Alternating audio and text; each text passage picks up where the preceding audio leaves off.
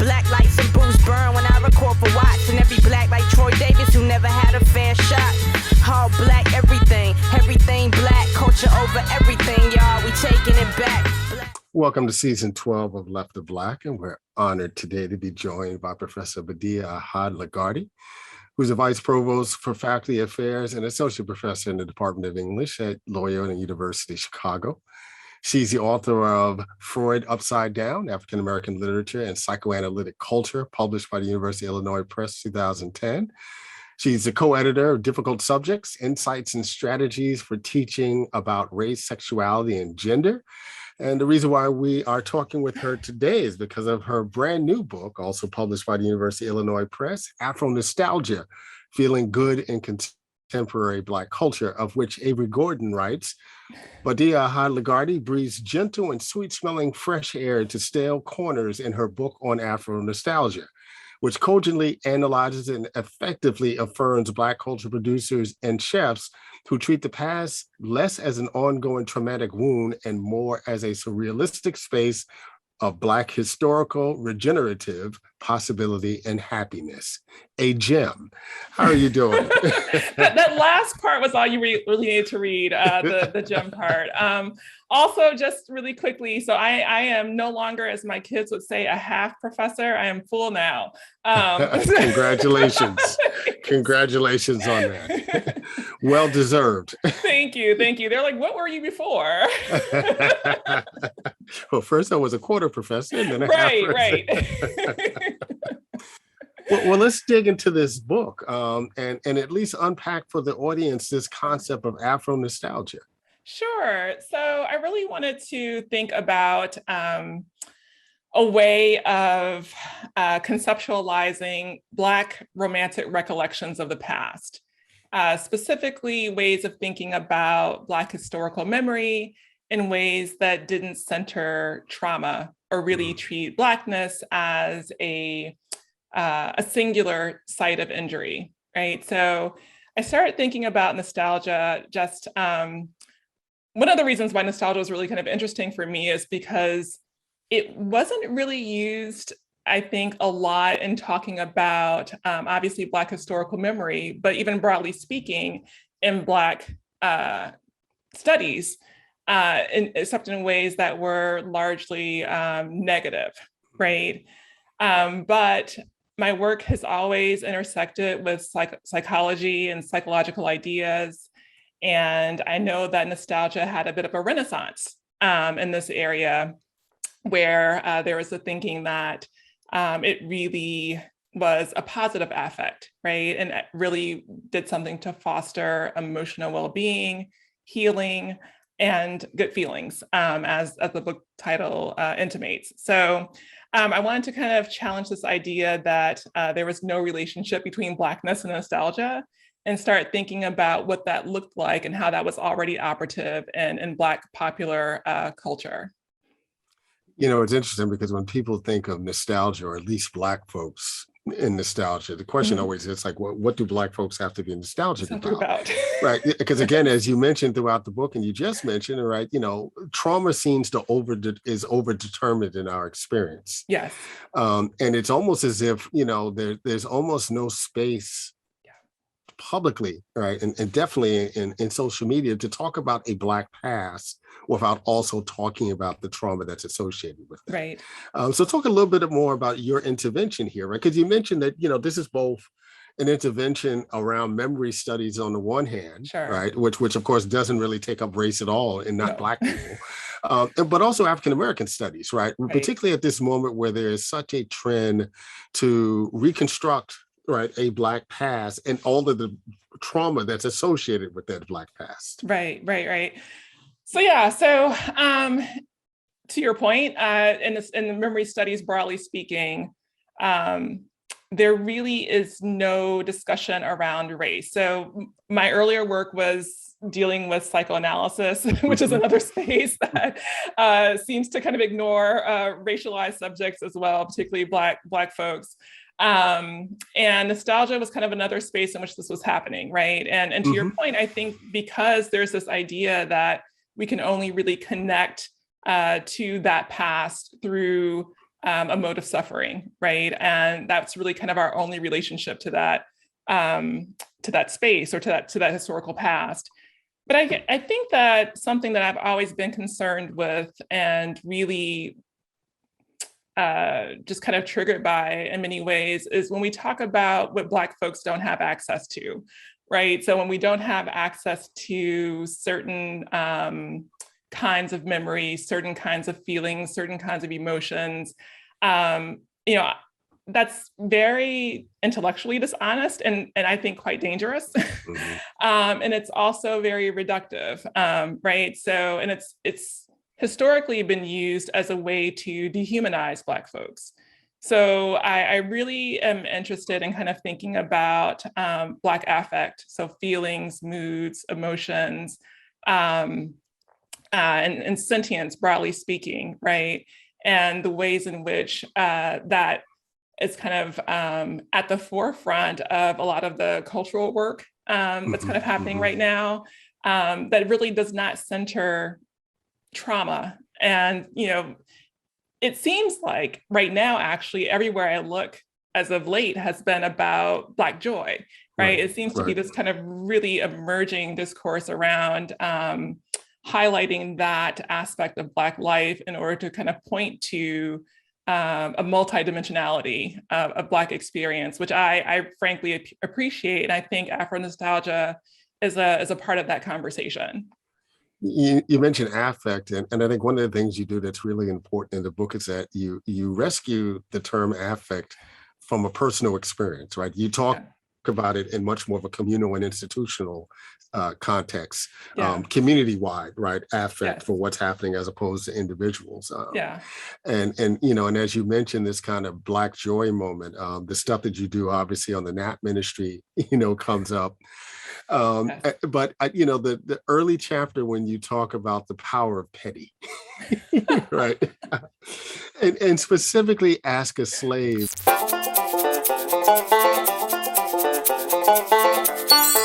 You want me to look in there, you say? Well, all right. I don't see anything. Good day to you, lords and ladies. I'm Lizzie May, personal housemaid to President and Lady Washington, and I'm here to answer all your questions about the Washington's home and plantation. Ask a Slave strikes me as such a unique, such an Obama era, enterprise, because it's like, in the post Black Lives Matter and definitely during the Trump years, it's as if satire didn't resonate the same way. Right. For Black folks, but there was something about the Obama era, right? Whether we're talking about Key and Peele. We count on the press to shed light on the most important issues of the day. And we can count on Fox News to terrify old white people with some nonsense. Or Ask a Slave, where, we really delved into this idea of satire. Talk a little bit for the audience who aren't familiar with the Ask a Slave series.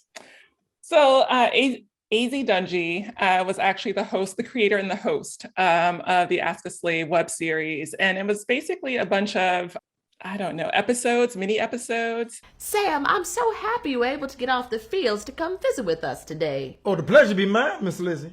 In which she portrayed herself as an enslaved woman. And she would actually take questions from this imaginary audience, right, about what it's like to be enslaved. I bet you guys are so proud that your master is president of the United States. How does it feel? 1 minute he's complaining about being slave to the king. Next thing I know, he's got his own country. Wait, that white man ain't go and call himself no slave now, did he? Indeed he did. And I thought to myself, well, if he's a slave, then I must be the Marquis de Lafayette. And she really drew from her experience as a historical reenactor, right? So she was I believe, worked at Mount Vernon. Mm-hmm. So even though the actors in the series are just actors, the questions were actual questions that would be posed to her. How did you get to be housemaid for such a distinguished founding father? Did you see the advertisement in the newspaper? Why, yes. It said, wanted, one housemaid, no pay, preferably mulatto, saucy with breeding hips. Must work 18 hours a day, 7 days a week, no holidays. But you get to wear a pretty dress, and if you're lucky, you just might carry some famous white man's bastard child. So you better believe I read that, and I ran right over and said, sign me up. And then obviously, you know, the questions are a blend of ignorant, offensive, what have you. But what's really fascinating to me is, you know, the way that Dungy kind of talked about her inspiration for that character. It wasn't just, you know, that she had served as this reenactor. It's that she was kind of trying to be the voice of those enslaved women, right? And recognizing that they didn't have a space of their own, a voice of their own, that they couldn't provide the kind of snarky retorts, right, that she would give to the questioners in her series, that they would likely have just had to endure those abuses, right? And so I saw that project as humorous, but also, you know, I imagine somewhat cathartic for Dungy as well. Now, why don't you just go to Massachusetts and go to school? Now, why are you gonna go and ask me something foolish like that? I don't think it's foolish. I think going to school is a good idea. That's not the part that's foolish. How do you expect me to get up to Massachusetts? What, am I gonna sprout wings and fly? No, you could, ride a horse. Oh, so now I'm a horse thief and a runaway.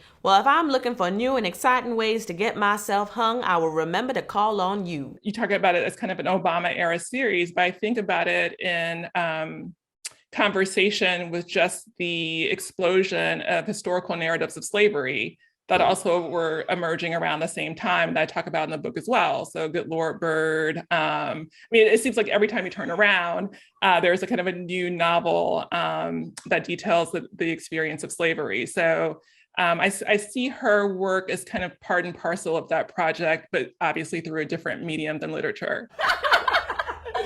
White people.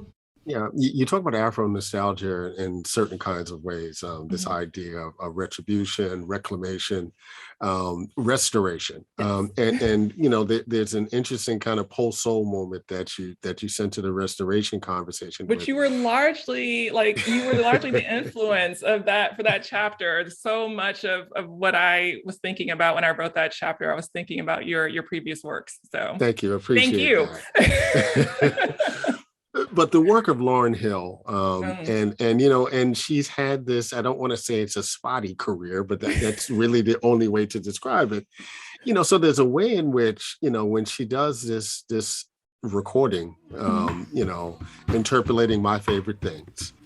Black rage is founded on blatant denial, squeeze economics, subsistence survival, deafening silence and social control. Black rage is founded on wounds in the soul. And you put it in this great historical context in terms of what's being recovered, what's happening when that song, you know, becomes famous. Right. In a Sound of Music, you know, referencing, of course, what Coltrane does to it, you know, a few years before.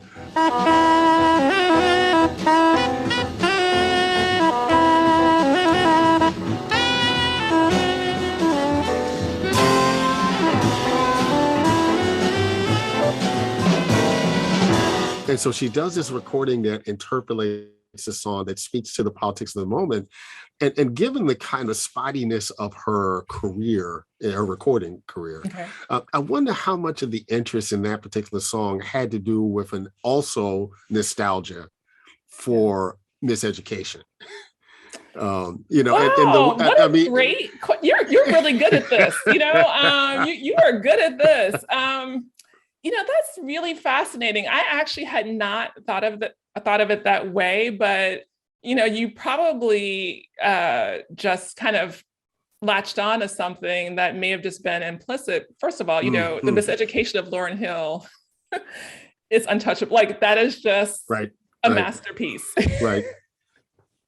So to your point, she will probably forever in my mind be stuck kind of in that moment. Lauryn Hill, I mean, I know that, you know, there's some other issues there, but I am forever a fan, and that work was transformative for me. And so, you know, maybe part of it was this kind of reclamation of Lauryn Hill herself. But mostly, it's interesting because I actually talk about that song, My Favorite Things, quite a bit, even, you know, in the classroom and when I'm teaching African-American literature, especially when I'm talking about different forms of kind of Black revision, if you will. And so, and also the Coltrane version is probably one of my favorite songs of all time. So, so just to kind of think about the way that Black artists like Lauryn Hill, for example, play with nostalgic memory in ways that kind of invoke Blackness. And even though it's not, in Hill's formulation in that moment, it's not romantic, but the way that she is trying to actually play on the romance of nostalgia to actually make this kind of broader political point in that song, I thought was really fascinating and compelling. And obviously the choice of My Favorite Things, right, was worth noting. And it was just something that I could not leave out of the text. You mentioned in the same chapter the work of Dave Chappelle, particularly Block Party. We go drive, go golfing. Next thing we know, we see Dave Chappelle. Do you like rap music? Will y'all come to my block party in New York? It's in Brooklyn on Saturday. Oh! Hey, nothing like a James Brown hit to set the mood. Hit me. See? Hit me again. And you know, your book. Another spotty career. Yes. But you know, when you work with like live people, and you know, sometimes I wish I was like, you know, a Renaissance scholar or did like 19th century work, because I'm like, you know, those are stable subjects. It's static, right? It's not going anyplace. But you know, your book came out around the same time that everyone is watching Summer of Soul. I was nervous. We were so excited about being there. We joined our hands and say prayers before we went on stage. Gladys Knight! Now, when I stepped on stage, I was totally taken aback because I didn't expect a crowd like that. And the Pips! The labor that chapter does is to recover a piece of Black history that gets overlooked now because of Summer of Soul. Because, you know, folks are drawing this connective line to Summer of Soul to Block Party, right? And a lot of it has to do with, you know, with Questlove's presence, you know, in both of those projects. But, you know, we forget about Watt Stacks.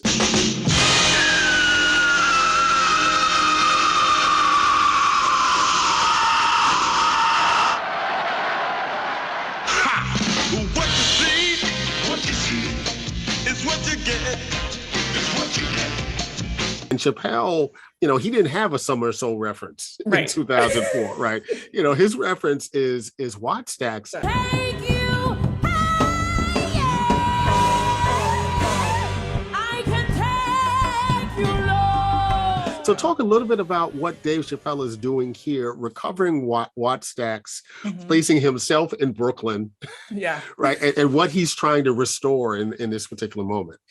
Yeah, and I have to say that, you know, first of all, Block Party, I think, is just another film performance that every time I watch, you know, talk about affect, like it's something that I just, you know, feel like I feel, you know, and maybe it's due to my age, my generation, what have you, but there's just something so kind of compelling about those performances, and I wanted to kind of capture in this maybe starting with the personal, just, you know, what is it about this set of performances, this film, that evokes such a kind of, I don't know, like when I think about my own kids, for example, I show them Block Party, and this is what I want them to remember about that moment. Right? But in terms of thinking about, you know, the work that Block Party is doing, especially in terms of Watt Stacks, I just thought it was a kind of another, like, there was something deeper than just kind of inspiration there, right? And, you know, you kind of think about the way in which, and I talk about this in the book, how he's, you know, wearing the Richard Pryor t-shirt Right. That he's kind of evoking that memory of that moment. And to your point, a lot of folks just don't know about Wattstax, don't really talk about it. Mm-hmm. And so just kind of bringing that that event, I think, back into the Black popular consciousness of the moment was really fascinating. In terms of the work that it's doing, I think it really does, at least to my mind, destabilize a notion of like home. There are a lot of kind of confluences of home that are evoked in Black Party. And I don't know, for most people, they don't know that, nostalgia is actually, it means homesickness, right? So that's kind of where that term emerged. And so when you kind of think about what are you trying to get back to, and what are you trying to recover? What's that homeland, that notion of home that you're trying to capture in this moment? That was a really, I think, compelling question for me when I was kind of thinking about Black Party and what Chappelle was trying to accomplish there, especially since we have those scenes in which he does go back to Cleveland. And then he does end up in Brooklyn. And so there are kind of a layers of return in interesting ways, both to this historical past, but also to his kind of childhood past. And then also to kind of a originary space of hip hop, even though I know that hip hop did not emerge in Brooklyn. So you're a New Yorker, so you can probably talk about that way more than I can, but I know that much. But it also, I think it points to the extent to which nostalgia is such an interesting mode of invention as well. I mean, particularly for that generation of artists, because, I find, that when you take that collective, in particular, the Roots and Chappelle, Talib and Mos, Erica, I mean, that whole crew, they were gesturing towards a political movement that didn't exist at the time. Yes. Right. And so the only political movement they had was the gesture to the past. And then when there's actually a movement that's there, their work is largely forgotten. Right. And in the case of Mos Def and Talib, they're not even, legible, yes, to this generation in the way that they were 20 years earlier. Right. Yeah. I mean, certainly they did not have the kind of vocabulary around the Black Lives Matter in that moment. Right. And I think, though, that, there is that kind of haunting, though, of this kind of unfinished business. And that's something that I really discerned even in that return to Wattstax, right? So even the Wattstax Festival was in commemoration of the Watts riots, right? So again, pointing to some unfinished business, right? So the work of that riot didn't produce the kind of communal change that residents hope to see at that moment, right? And then we have kind of Chappelle in this new moment where we're still kind of grappling with, a series of political, social ills that is kind of unfinished business, right? So that was, to my mind, really fascinating. The chapter that you engage food really made me smile for a bunch of reasons. Because it gave me yet another moment to figure out where I was going to get a bean pie. and I don't know how many occasions I've been in a car with my wife, and it only happens in a couple of cities, right? It's if I'm in Chicago, if I'm in New York, but Brooklyn to be specific, and maybe Harlem, and you're in the second or third lane, and you happen to see dude standing there with his bow tie with a final call in one hand. Got that final call newspaper and that supreme bean pie. We out here on La Brea and Slauson, getting it in with the final call. We got that bean pie, delicious. And a bean pie in the other, and you try to move heaven and earth, right? So you can get across the street, because it's not like you can go to a storefront, right? That is true. You cannot. You just have to buy it then and there. Right. Yeah. But, it's you recover the work of Dick Gregory, who we think about always in this context, right? I mean, most folks of this generation, younger generation, that they know of Dick Gregory, he's a guy who was always, fasting. Yes. Right. For some political reason, hunger strikes. Yes. And he sold a powdered diet drink, right? Yes. That's the only, they had no knowledge of the previous history of him. And as we remember someone like Elijah Muhammad, And we think about the larger impact, socially, nationally of the Nation of Islam.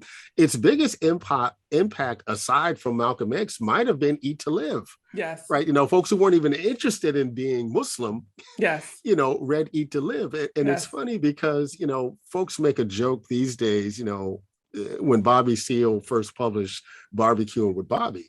And folks are like, right, this is a Black Panther Party. Why are you barbecuing? But yet two of the most visible Black activists of his generation, and Elijah Muhammad and Dick Gregory, basically published cookbooks. So talk a little bit about the move towards food, for you in this particular moment. Sure, absolutely. Well, and also something that I don't know if you picked up on it as well, is that fourth chapter is the most personal to me as well, right? So I grew up in the Nation of Islam. I didn't know that, actually.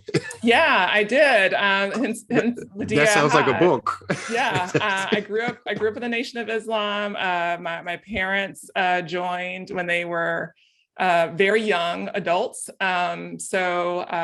I'll give you an exclusive here. So I was not born Badia Ahad, but when my parents joined the Nation, we legally changed. Well, they legally changed our name to Ahad, and just kind of thinking about. Well, first of all, you can't write a book about nostalgia and not talk about food.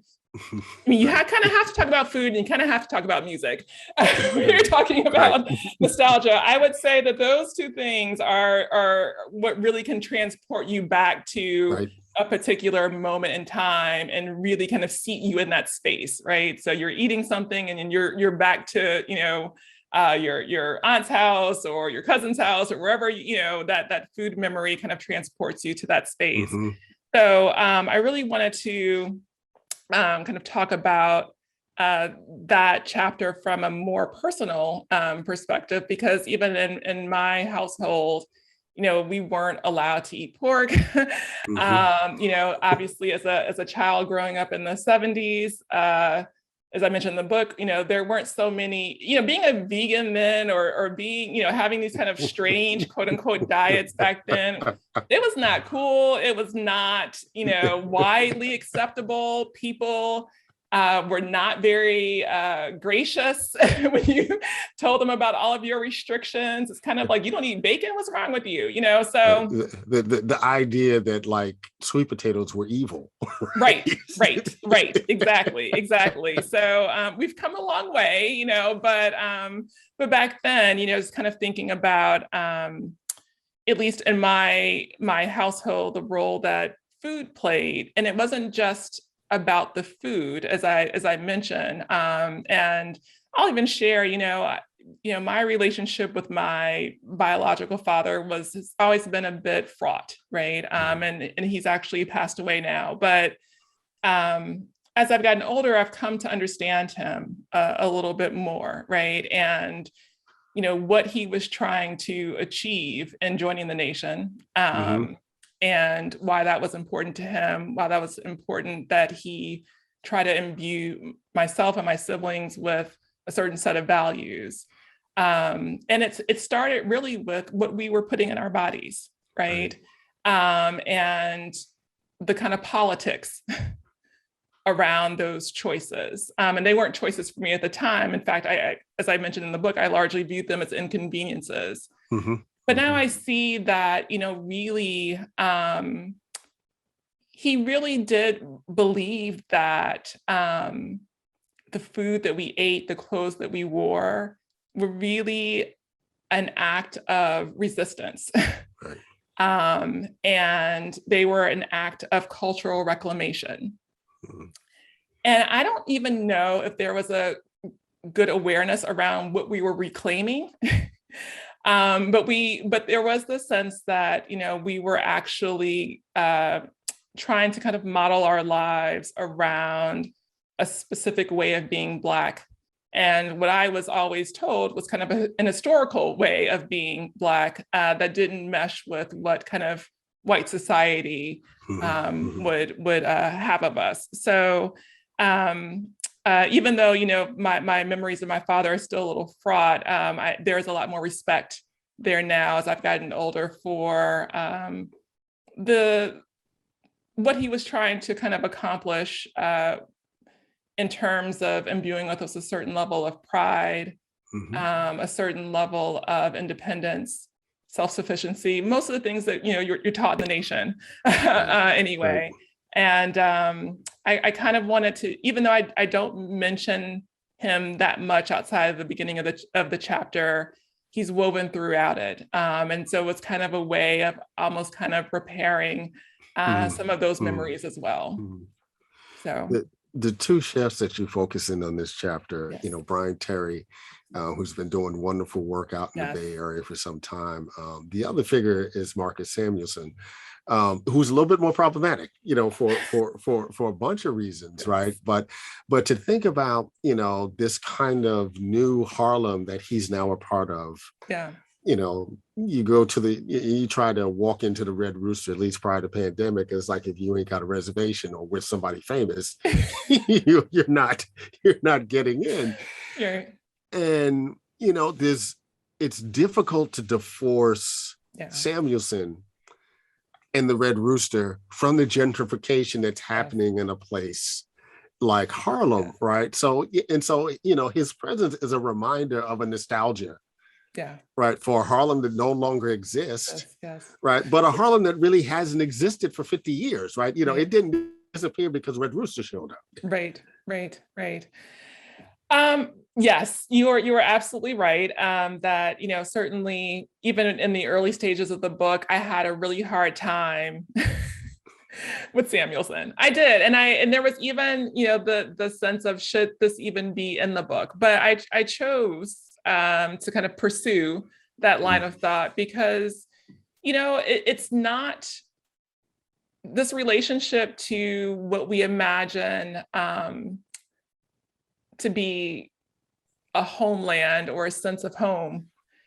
It's not a straight line. It's not linear. It's not perfect. It's complicated. And I thought that I wanted to kind of keep that discussion in the book. Because I think it points to all of that, right? The extent to which, and I used, his memoir, Yes, Chef, as kind of an early basis for that discussion. And I thought was really fascinating to me about even that memoir was the way that he was trying to grapple with, being, basically an orphan, having never really known his mother, and trying to use food as a way to kind of hold on or to recapture a memory of her and of a homeland that he was largely disconnected from, right? And then I've seen kind of Samuelson's project along the way as like this constant attempt to try to create something that looks like a home, right? And now that's in this kind of adopted space of Harlem. And I don't think that there, may have been, at least in the things that I've read thus far, although in the last piece that I talked about, does seem to be more of a kind of a grappling with the implications of what Red Rooster means in a community like Harlem. But again, I wanted to kind of keep it in there because it's not kind of a perfect narrative, right? And that it does point to the extent to which it's also not I want to say kind of a black-white issue, but the ways in which even a project like Red Rooster can kind of be implicated in thinking about the dangerous aspects of nostalgic projects. I joked with you on Twitter a few days before this recording about whether or not you had the chance to watch the reboot of the Wonder Years. Why do you need my help? I'm one of the boys too. Not really. You're not like the other boys. You're just Dean. I was also just Dean, sophomore year in college, when my crush, Stephanie Peters, had me try on shirts she was thinking of buying for her boyfriend. That scarred me. So what are your thoughts, particularly from this Afro-Nostalgia lens about the reboot so far? It's interesting. I've seen the first couple of episodes. I really, well, let me just say this. I am a fan of kind of quirky mystery shows. So Dule Hill and Psych was like a thing for me. So the fact that, I now get to like see him on screen again is quite a joy. But I do really love the project of the Wonder Years. It's certainly reminiscent of some aspects of my childhood. It kind of predates me a little bit. But what I really love about it is that, again, it really centers the kind of mundane, I'm going to say, aspects of Black experience that I don't think just get enough visibility, right? That, even though, in the first episode, obviously you have, they portray the moment in which Martin Luther King was shot, right? And they continue with that storyline in the second episode. And even though it's something that is deeply impactful to this family, in the life of this 12-year-old boy, it doesn't structure his day-to-day. That like, even though he's saddened, obviously, by this event, he's also deeply upset by, the fact that his best friend is kissing his girlfriend, right?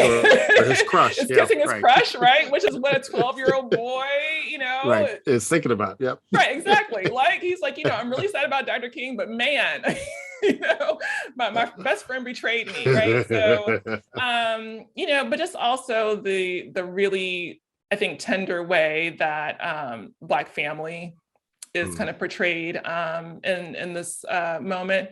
But, I think that it also shows that there's kind of room for these stories, right? So I think about things like, obviously the Wonder Years, but I was also talking to someone about Sylvie's Love, that film that came out, was it back in December? Yeah. Was it December, January? Dates at this point. But just even thinking about that as like kind of another, explicitly nostalgic project. I mean, just a lovely period piece. A lovely period piece, right? So, shot on Super 16. Film. I mean, it's just, and so and I was reading an interview with Eugene Ash, who is the director of Sylvie's Love, and he was saying that, the inspiration for that was really looking through his family photographs and wanting to, he's like, I'm looking at all these beautiful, glamorous people in these photographs, and I want to show like this. In a broader context, right? So even kind of thinking about how nostalgia inspired that film, and how it's one that, again, is not solely focused on kind of Blackness as a site of injury. So you have kind of allusions to, the civil rights activity in the backdrop, but at the same time, it's really this kind of love story that's at the forefront. So I kind of think about the Wonder Years in relationship to a piece like that, that's really kind of trying to, again, show different dimensions of Black life that I think are so important. What's next for you, Badia? Ooh, a nap. Well deserved. A nap. Well, it's interesting. So I'm actually working on, it's a bit of an eclectic project, I'll say. I'm working on a project that's part memoir, part ethnography, the history of my family's migration from Livingston, Alabama to Chicago, specifically the Hyde Park community. So it's a lot of fun to write. I was very fortunate in that my grandmother, I would say, was an early and lay historian, and she took notes on everything. And so I've inherited a really beautiful archive. And so I'm working my way through that right now. Okay. We've been joined today by Professor Badia Ahad-Legardy, who's Vice Provost for Faculty Affairs and Professor in the Department of English at Loyola University Chicago. She's the author of Fraud Upside Down, African American Literature and Psychoanalytic Culture, published in 2010 by the University of Illinois Press. Also the co-editor of Difficult Subjects, Insights and Strategies for Teaching in Race and Sexuality and Gender. Of course, vibing off the work that you've been doing for a long time around faculty development. Yes. In the university space, and the just published Afro-Nostalgia, Feeling Good in Contemporary Black Culture, published in 2021 by the University of Illinois Press, which Avery Gordon says is a gem of a book. Thank you for joining us today, Badia. Thank you for having me. It's great to see you. Great to see you too. Black lights and booze burn when I record for Watts, and every black like Troy Davis who never had a